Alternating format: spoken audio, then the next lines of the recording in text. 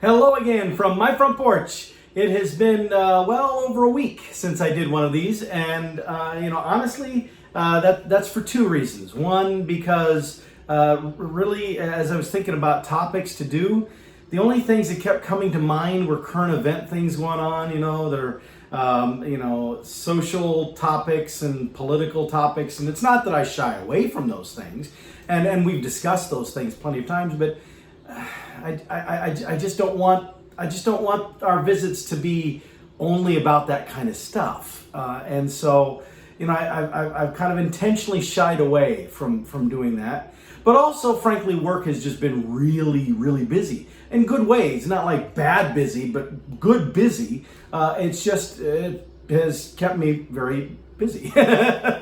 And so really all I could think of to talk about was either, like the political sort of things or work sort of things. And I'm not sure how much any of you really care about either one.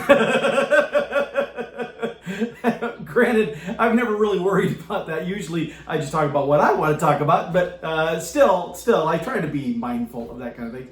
I am going to do an episode on an update as to where things are with my job at Baker. It's good. No big scary announcements coming up. But recently I added some additional people to my team, so I now have 9 people reporting to me, including 2 that are consultants. And we're doing some exciting stuff, and we're seeing some things starting to happen, hearing some tremendous things. We are about to graduate the very first individual, the first graduating class, if you will, of this big, massive field leadership training program that was the first big thing, the main thing they had me target when they brought me in. They had me first initially work on. And so that's going to be exciting. But that's coming up here in just a couple of weeks. So we're going to be doing that. And so I want to do a bit of a spotlight on that. But prior to that, I'm going to give you a little bit of an update as to where everything stands.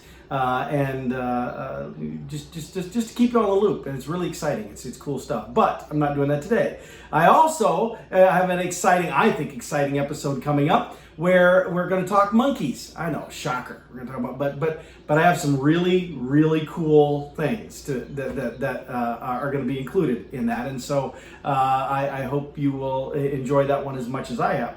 But the reason that I'm taking time to do this one today, you're like, okay, well, you're just jabbering. You haven't said really anything yet. You're talking about things you haven't done and things you want to do, but why are we talking today?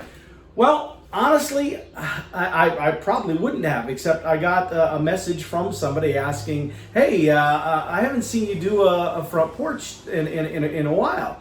And I looked, and yeah, it'd been a little over a week actually since I had done one and posted one.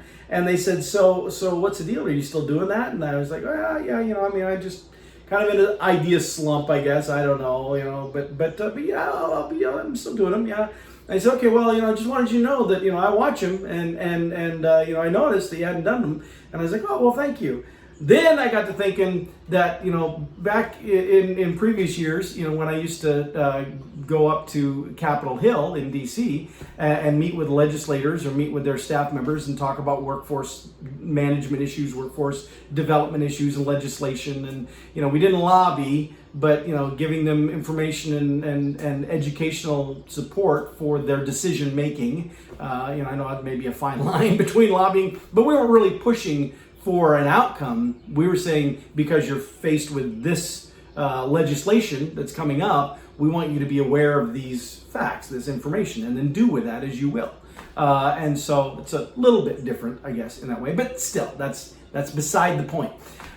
One of the lessons I learned in talking with staff people is the value of calling in to your legislator, because they have this. Depending on who the legislator is, they have interesting formulas of saying for every call, how many voters back home that equates to. And the number that I heard most commonly used was that it was anywhere from, for every one phone call they got, that there were probably 50 to 100 other constituents who felt the same way but weren't calling in. And so when they were tallying what people called in about, that's the kind of math they were using to calculate those things and be able to say, whether there seems to be a strong push from constituent, because they also track whether you are actually a constituent or if you're just an interested party. And it's not that the interested parties don't matter, but clearly the elected official wants to get reelected. And so they're listening to what do my constituents actually say. And so they flag them that way. But so within that constituent group, they're looking at, a weighting system. And it's not just the number of calls, it's adding that additional dynamic of the interpretation as to how many other people does this one phone caller represent? Well, I as I was having this correspondence with this individual asking, when I was going to do one, because they watch them and they miss them, I had that thought pop in my head, that connection back to those conversations on Capitol Hill, and I thought, well, see, there you go. So I have one person reach out to me and say that they missed these episodes. They probably represent 50 to 100 other people. If the math is good enough for the government, it's good enough for me. Excuse me. And so with that in mind, I'm like, well, gee, if I got up to 50 to 100 people, who are wondering where is Paul's video, well, I should probably do one. So this is for all of you out there, including the one. Now, I should also add that I mentioned to the one, hey, I could just do an episode about you reaching out to me and asking about it. Would you like to be my guest? And they declined. Now that's a loyal fan right there. Oh, but seriously, it has been a very busy time, and I'm sure it's busy for a lot of people. It's not just me. And poor Lisa, my girlfriend Lisa, she teaches Head Start with Drake University here in Des Moines, and because of sick days and snow days earlier in the year, it extended out their year. Now, they're paid a little differently than, say, a public school teacher. A public school teacher is a salaried person that is paid for 9 months of work, 9-ish months of work, but that salary is then chopped up into 12 segments. And so they have a 1-year contract. So during the summer that people say they have off, they don't really, because they have to go do professional development and other things during the summer. But they do get a little bit of downtime, I guess. I was a school teacher as well. I know how that works. But the whatever they were getting paid during the school year, they still are getting paid that same amount every month during the summertime when school is not actively in session. Head Start does not work that way. Head Start is funded on a government grant, and their salary is chopped up for what is estimated to be the school year, which means in these extended days that Lisa is doing, she's now teaching without being paid. She was already paid for the days that they're teaching now, but they didn't have those days at the time because of snow days or sick days. And COVID was a big factor in that, and so it extended out the end dates. They added more days in the end, but because they've already been paid for those dates back here, they're not getting paid for them now. So she's been doing that, but whereas other school teachers and public schools and all have now wrapped up their year and are breathing a sigh of relief and getting on with their plans for the summer, Lisa is still going until tomorrow.